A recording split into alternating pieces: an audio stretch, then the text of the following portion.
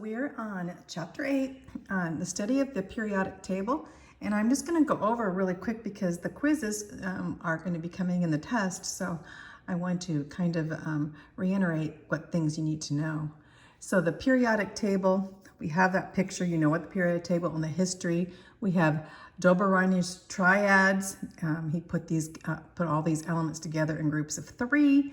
And onto Newland's octaves, he put them in 1864, groups of 8. And then of course we have Mendeleev's periodic table. And that periodic table gave us the periodic law later on by Henry Moseley, because Mendeleev put them in order by their atomic, atomic weight, you know, instead of their atomic number. So the whole table now is on the atomic, not on the atomic masses, but on the atomic numbers. It's pretty important, okay?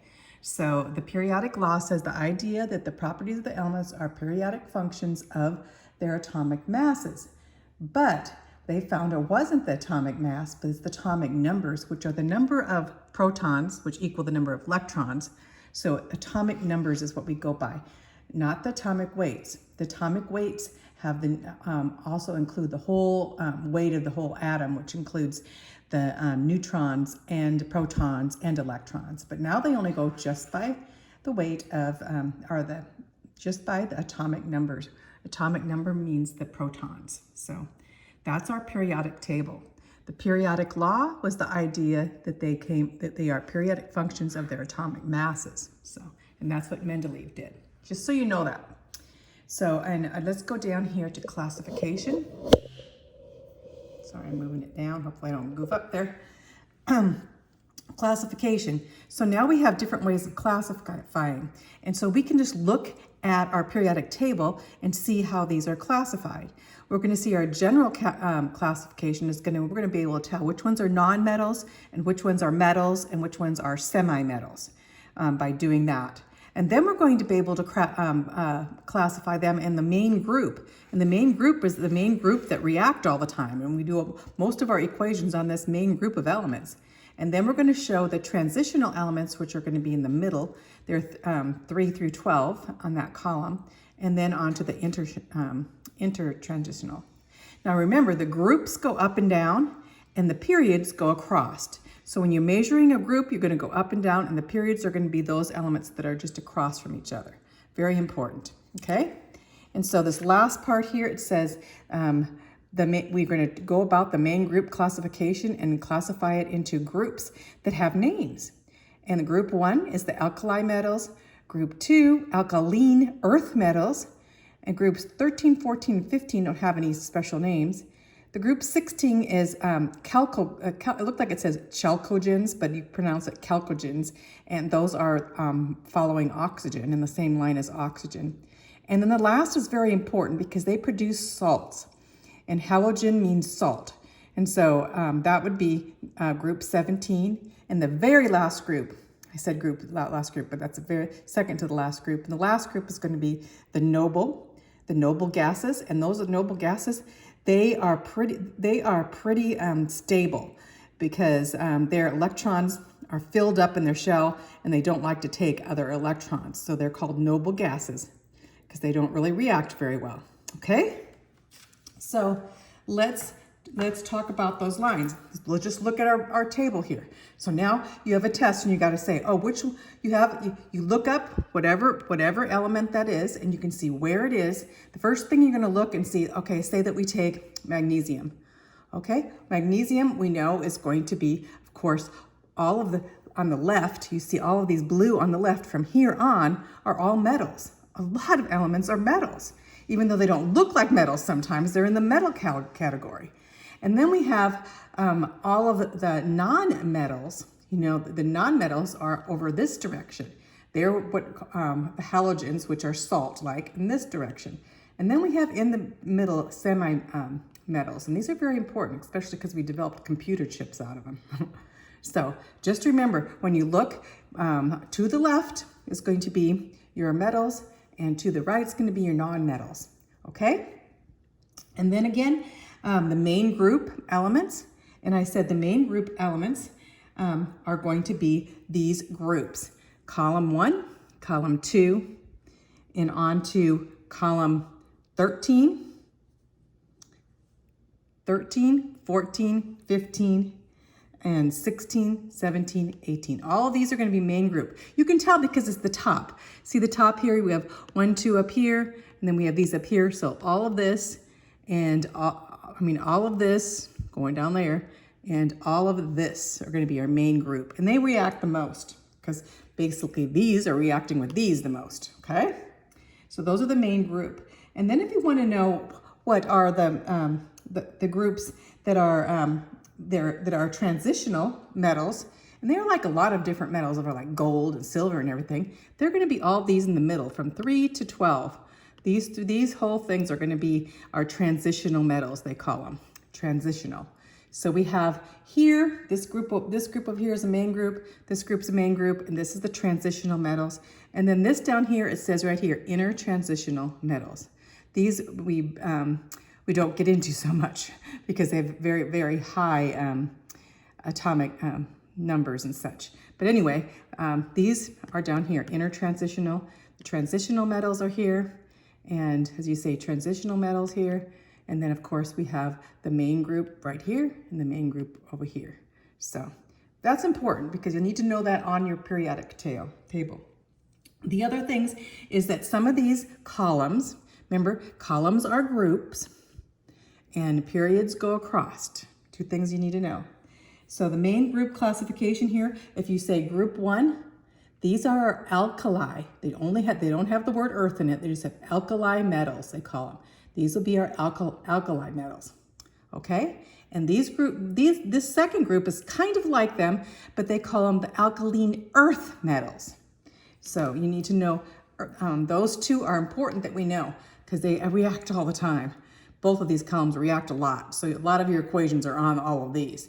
So, and they're combining with these over here. So anyway, we have the alkaline metals, the alkali metals, not lean, and alkaline earth metals. Very important. Just remember that earth name. That will be good for you to remember there. And then group 2, basically, these are transitional metals, don't have a specific name, but we get over to group 13, 14, and 15, they really don't have names for those, 13, 14, and 15. We know right here that they are basically, they are non-metals, except for some in this group, of course. This group here, we have basically that semi-metals, but these are non-metals. So 13, 14, and 15. So then we get to 16 and we have oxygen. Remember what I told you about oxygen? Chalcogen. They call it chalcogen, C-H-A-L-C-O, chalcogens. So anything under this oxygen is going to be called chalcogen. So then we get over to the 17th group, which is very important because these are the ones that produce salt. Like sodium chloride would be salt. Here we got sodium over here, salt. They produce salts, and these are called halogens. Halogen means salt. Just think of that, a halogen salt. Anyway, that means salts. So these are formed salts or halogens. And these, of course, are very stable gases. You hardly ever can split them up and they hardly react with anything. In fact, they used to think they never react, but they did find that some do. But anyway, these were called noble gases because they're so noble that they do not react with people, with other people or with other, I should say, other elements. When I say you have a noble gas is like above the rest or something in the word noble. They're noble, you know, so like a king or a queen. They don't react very much, right? Those are the noble. That's how I remember things. So that's very important. So let's go on. And this has to do, because you probably have this in the test too. So I'm going to put this back up here. And okay. So here we have, it's important. First of all, electron configuration. See if I can go all the way up. I'm having a hard time here. I'm supposed to go up further. Aha. So here, remember, you're going to have these little table things like this. And remember, this means the number here, like 1, 2, those numbers are going to mean the N. That's the orbit that they're in. That's the orbit. And these are the subshells with the S on it. and they go all the way through. And sometimes look at that table, you'll see like argon before that. That means or argon or neon or whatever before, and that means that atom plus these shells. So it's an addition to that. So, but just to know, whenever you're looking to see which one, they'll give you a number like this and say, which one is nitrogen? Well, so here's how I figure that out. If they say, which one is nitrogen? I'll show you. I look in the periodic table down here. Lower it so you can see it. I look down here in the periodic table and I see nitrogen here. Well, I know right here it says fluorine says 9, the atomic number, and you have to take 2 out because 2 always is in that first shell. So I say 9 minus 2 is 7. So I'll have 7 dots around here. That basically those are 7 electrons. This one is 8 minus 2 would be 6. So I have 6 electrons. This one would be 7. This is nitrogen, so I wanted 7 minus 2, which would be 5 electrons.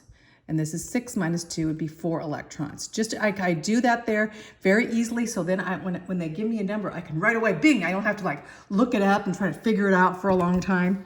So if I looked at these numbers here, if I looked at this number here, this first shell and everything, I'd look at this last number. Now, what would the last number be for nitrogen again? Well, remember we said nitrogen has, we looked at that number up, nitrogen, and it has number 7, and minus 2 is 5. So 7 minus 2 is 5. So I look at this last number, and it's probably a P because S only has 2. So it would be a P, and then it'd be a number 5. Right away, I know that's nitrogen. It's so easy for me to find out what it is by looking at the table and seeing these numbers here. So seeing these numbers, I could see, okay, these are 1, there's going to be 1 dot, 1 electron. 2 is going to be 2 electrons. And then as I go over here, I can see this one will be basically saying 9, because it's a 9 on there. 9 minus 2, 8 minus 2, 7 minus 2, 6 minus 2. That's what I do. And then all of these in this column will be the same. So if this one is, if nitrogen has 3 electrons, which it does, all of these have 3 electrons too. If the first one here has carbon would be 6 minus 2 has 4 electrons, all of these have 4 electrons. If these, if you go down from here, these have this many electrons and you subtract, there only could be 8 at the most. So you subtract 2, you got 8, and all of these will have in the last one 8. So that way you don't have to figure out all of those numbers, right? So, and here are the Lewis symbols. Easy way to do this, okay? They looked at where iodine was. Oh, let me see. They looked where iodine was, so I looked up iodine. So let's look up iodine. This is what you gotta do, is look for everything. And sometimes I don't even know where everything is, but here's iodine over here. So we look at that, and that's in this 9 group, the same group as fluorine. So it's gonna be 9 minus 2. So it is going to have, 9 minus 2 would be 7. So iodine's gonna have 7. So I found that iodine had 7. Right, 7. 7, so then you put the dot with basically 7 on the dot, right? I don't know why I put 5 there. But anyway, so each one, it would be the dots, how many you put on the dots. That's how they do. That's how they do. And the transitional ones are dots too. So basically, if you had 7, you'd put 7 dots around, on that one. And because those are the amount of electrons in the last sheet. And that would be the valence. I think on this one I put 5, but there's 7. Let me fix that.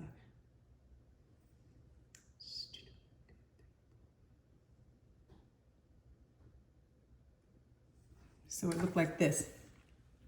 I don't know why I put 5, because there's our iodine. So I'd go 1, 2, 3, 4, 5, 6, 7. And I put those dots like there. Can you see that? And so these other ones would do the same. So here's say we take radium, we look up where radium is, it's in the second column here. So it's gonna have 2 dots. And so then we look at say we're gonna look at, any of these here though, we can't really do that with. So any of these here, they're transitional, and in your book, it said they're 2 dots, mostly 2 dots. But we can go by all of these and find out by just where they are and how many valences. Those are valences or electrons in.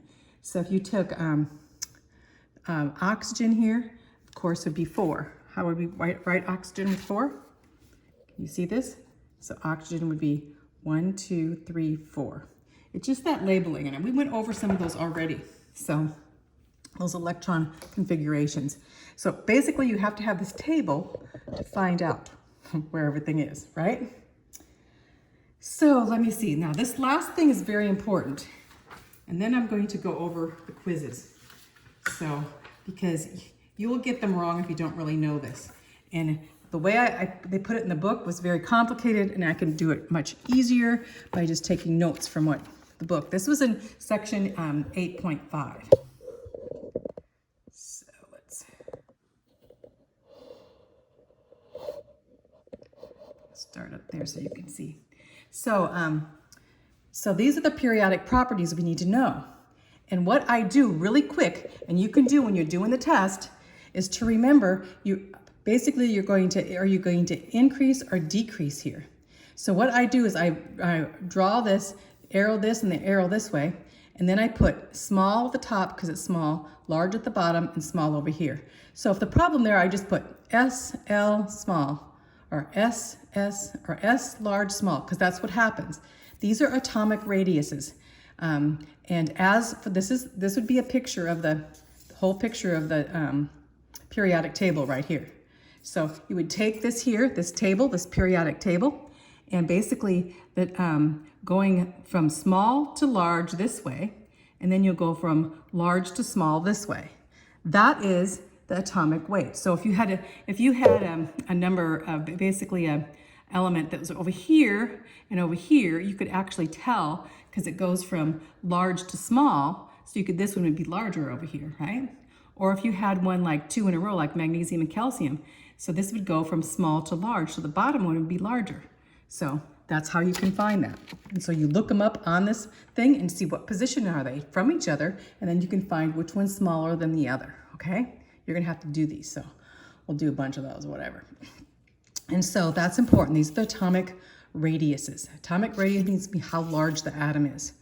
You know, it tells you if the radius of the atom is large, that's a large atom. Another thing that makes the atom large is if it's a positive charge on it, has like a little positive charge, that makes it smaller. If it's a negative charge, it makes it bigger because it means it has more electrons, which are taking up more electrons, take up room to make it bigger, right? And basically the positive draw them back in and make them smaller. So, but any electrons, added electrons, makes the atom bigger. Just know that. So this is important here. This whole thing is really important because it's going to be, like I tell you, on the test a bunch of times. So, and it's good to know. So this one is atomic radius and the metallic character. Do you see that on here? Let me go down. There we go. So the metallic character here. The metallic character. These two are the same. These two are the same. I have them in purple, the top one in purple. The metallic character and the atomic number are both the same. You see up there, and then you go down here. They're both the same. So basically, you're going to say metallic number is going to be exactly the same as we did with the atomic number because they're going to go small to large. So just remember those two are going to be small to large to large to small. So small, large, small. And you just write that on their paper just to get you, say, from small, large, small. So metallic character and atomic radius are going to be the same. I can get that better in there. These two, atomic radius and the metallic number. I have them in purple. They're always going to go small at the top, large at the bottom on the periodic table, and then large to small this way. So then you can find out which ones, if they say, which one has more metallic character. So you want the one that has a larger number of metallic character, and so you'll find out which one is If one's over here, and they're the same, you know, this one over here is going to be smaller amount of metal character, and this is going to be less. So this is important. So, and metallic with low ionizing is more metallic.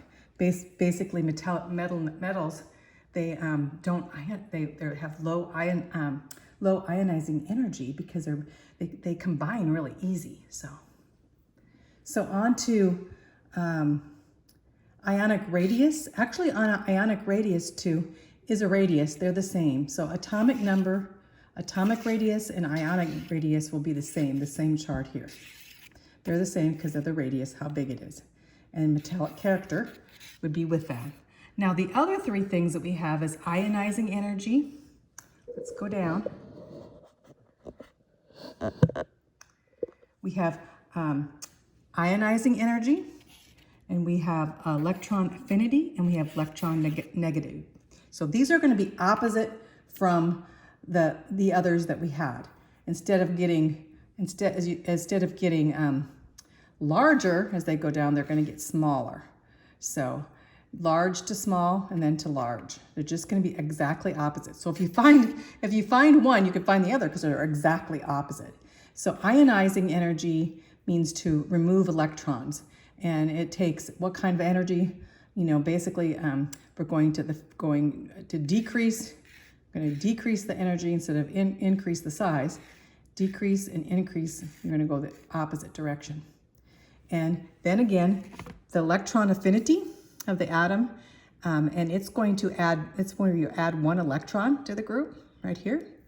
And this is actually energy released. Basically, this is gonna do the same thing as this one up here, but this one here is just saying energy released makes it more stable, and the energy absorbed makes it less stable.